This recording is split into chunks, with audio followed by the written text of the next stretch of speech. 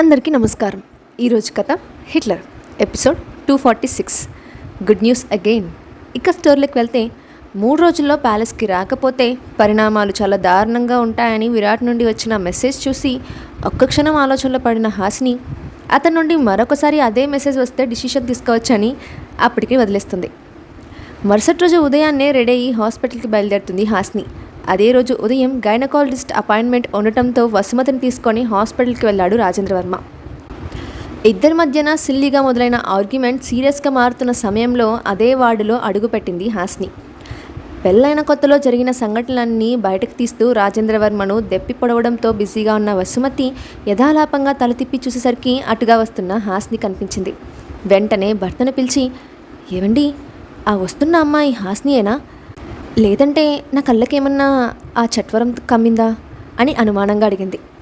మొబైల్లో ఏదో చూస్తూ బిజీగా ఉన్న రాజేంద్రవర్మ భార్య తట్టుడికి ఇరిటేట్ అవుతూ, అబ్బా ఏంటి నీ గోలా, రాను రాను నీ వల్ల ప్రశాంతత పోతోంది, అయినా ఇంత పొద్దున్నే హాసిని ఇక్కడికెందుకు వస్తుంది అని విసుక్కుంటూ అటుగా చూసి షాక్ అయిపోయాడు.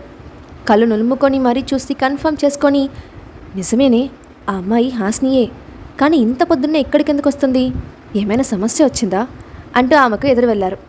అదే సమయంలో అటుగా వస్తున్న హాసిని తనకు ఎదురొస్తున్న రాజేంద్రవర్మ వసుమతులను చూసి ఆశ్చర్యపోయింది. అదేంటి, నేను ఇక్కడికి వస్తున్నట్టు వీళ్ళకు ముందే తెలుసా, లేక వేరే ఏదైనా సమస్య ఉండటంతో వచ్చారా, ఇప్పుడు చెకప్ ఎలా చేయించుకోవాలి అని మనసులోనే ఆలోచించుకుంటూ తన దగ్గరికి వచ్చిన అతన్ని, హలో చిన్నమామయ్య గారు, గుడ్ మార్నింగ్, ఎలా ఉన్నారు అని ఫార్మల్గా పలకరించింది. నేను బాగానే ఉన్నాను తల్లి, నువ్వేంటి ఇక్కడికి వచ్చావు అని ఆరా తీశాడు రాజేంద్రవర్మ.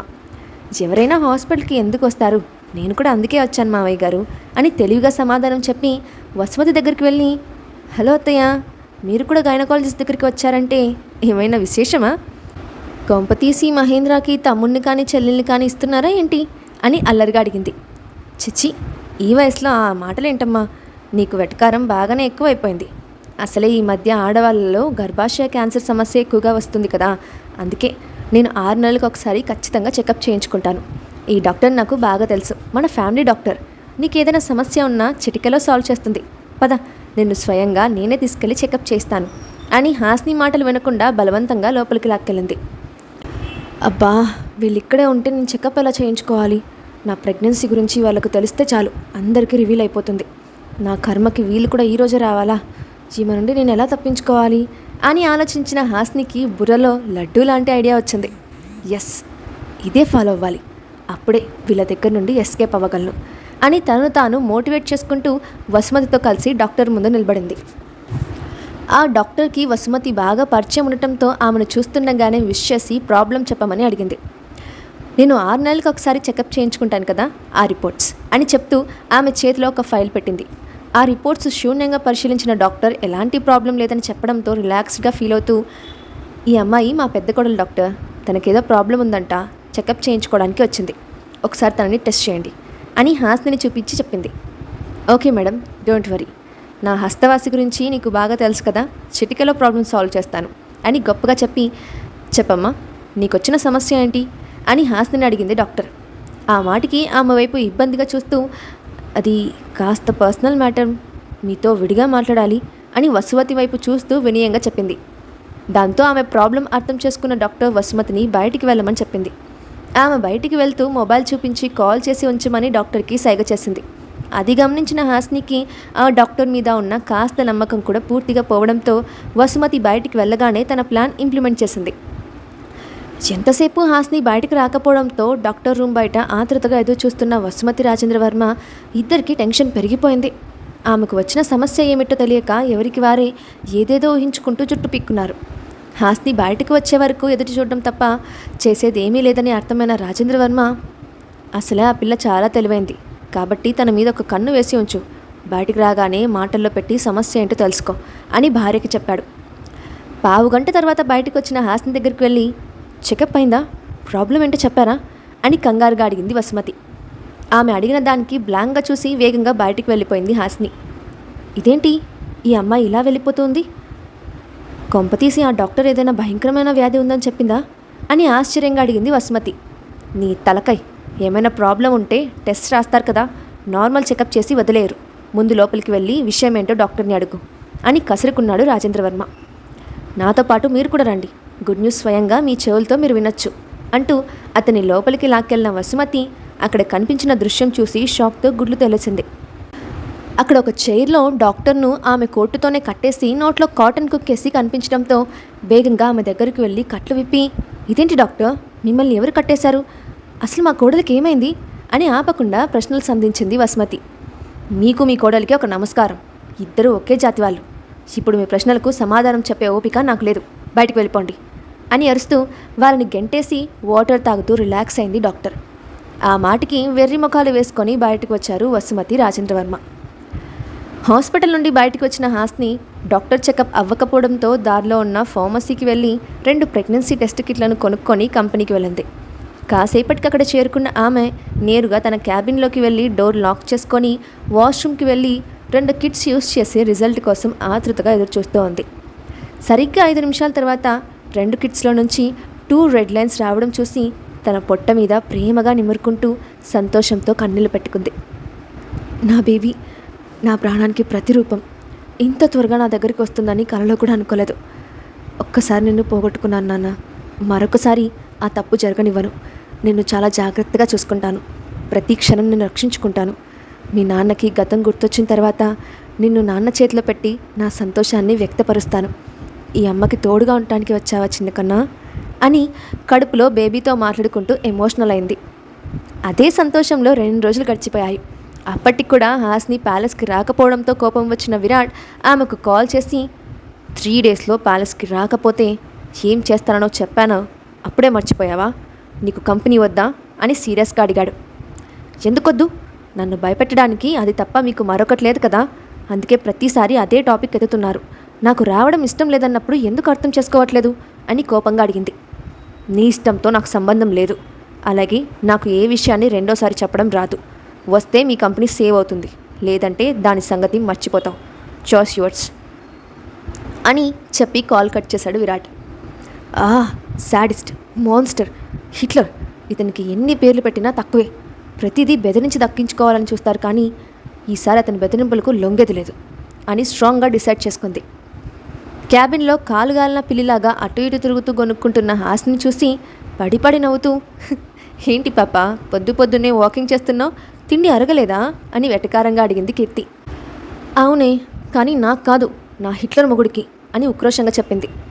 ఇంతకీ విరాట్ గారి మీద నీకు కోపం రావడానికి కారణమేంటో అని అడిగిన కీర్తితో, 2 రోజుల క్రితం నాకు కాల్ చేసి 3 రోజుల్లో ప్యాలెస్కి రాకపోతే సిచ్యువేషన్స్ మారిపోతాయని వార్నింగ్ ఇచ్చారు. మనం లైట్ తీసుకున్నాం. ఈరోజు కాల్ చేసి రాత్రిలోపు ప్యాలెస్కి రాకపోతే కంపెనీ స్వాధీనం చేసుకుంటారని అంటున్నారు. ప్రతిదానికి కంపెనీ అడ్డు పెట్టుకొని బెదిరించడానికి ఇదేమైనా బొమ్మలాట అనుకున్నారా అని భర్త మీద ఫ్రస్ట్రేషన్ స్నేహితురాల దగ్గర చెప్పింది. అసలు నీకు ప్యాలెస్కి వెళ్ళడానికి ఏంటి అభ్యంతరం? ఇద్దరు కలిసి ఉంటేనే కదా సమస్యలు సాల్వ్ అవుతాయి. ఇలా దూరంగా ఉంటే ఎప్పటికి కలుస్తా చెప్పు? ఆయన రమ్మన్నప్పుడు వెళ్తే నువ్వు నీ కంపెనీ కూడా సేఫ్గా ఉంటారు కదా అని కన్విన్స్ చేయడానికి ట్రై చేసింది కీర్తి. నేను ఆల్రెడీ నిర్ణయం తీసేసుకున్నాను, ఇక ఎవరు చెప్పినా మార్చుకునేది లేదు. మళ్ళీ ఆయన మాటలు నమ్మి ప్యాలెస్కి వెళ్ళి నన్ను నేను రిస్క్లో పెట్టుకోలేను. ఒకసారి తల వంచిన పాపానికి ప్రతిసారి అదే విధంగా బెదిరిస్తున్నారు. అది అసలు కరెక్ట్ కాదు. నేనైతే ప్యాలెస్కి వెళ్ళడం జరగని పని. ఏం చేసుకుంటాడో చేసుకోమని చెప్పు అని కోపంగా చెప్పింది హాస్ని. నిజానికి ఆమె తన కడుపులో బిడ్డను కాపాడుకోవడం కోసం ప్యాలెస్కి వెళ్ళడానికి నిరాకరించింది. గతంలో తన బేబీ విషయంలో అనసూయ చేసిన ద్రోహం ఆమె అస్సలు మర్చిపోలేదు. మళ్ళీ ఇప్పుడు తన ప్రెగ్నెన్సీ విషయం బయటకు వస్తే తనను హామ్ చేయడానికి ఎంతటి విపరీతమైన నిర్ణయాలు తీసుకుంటుందో అని మనసులో భయం కూడా ఉంది. అందుకే సాధ్యమైనంత వరకు అతనితో పాటు అతని ఫ్యామిలీ మెంబర్స్ అందరికీ దూరంగా ఉండాలని నిర్ణయించుకుంది. కాసేపటి తర్వాత హాస్ని చెక్ చేస్తున్న ఫైల్లో ఒక డౌట్ రావడంతో క్లారిఫై చేయడానికి స్మిత క్యాబిన్ వైపు వెళ్ళింది. అటుగా క్యాబిన్ డోర్ ఓపెన్ చేసిన ఆమె లోపల కనిపించిన దృశ్యానికి షాక్ అయింది. తను లోపలికి వెళ్ళేసరికి ప్రశాంత్, స్మిత ఇద్దరూ డీప్ కిస్లో బిజీగా ఉన్నారు. దాంతో వెంటనే తన కళ్ళకి చేతులు అడ్డు పెట్టుకొని నేనేం చూడలేదు, నాకేం సంబంధం లేదు, అయినా ఇలాంటి పనులు చేసే ముందు క్యాబిన్ డోర్ క్లోజ్ చేసుకోవాలి కదా అని వాళ్ళను అడిగి సమాధానం కోసం చూడకుండా బయటికి నడిచేసింది. ఆమె నోటి నుండి వినిపించిన మాటలకి ఉలిక్కిపడి ఇద్దరూ దూరం జరిగి వెంటనే సర్దుకున్నారు. ఇంతలో బయటకు వెళ్తున్న హాసిని చూసి, ఆగండి మేడం, మీకు ఒక గుడ్ న్యూస్ చెప్పాలని వచ్చాను. సాహో టెక్నాలజీస్ అండర్టేకింగ్ ప్రాసెస్ ఆగిపోయింది. ఆ విషయం అతనికి అఫీషియల్గా మెయిల్ కూడా పంపించాము. మీరు అదే కదా కోరుకున్నారు, అందుకే నేనే ఈ విషయం స్వయంగా మీకు చెప్పాలని వచ్చాను.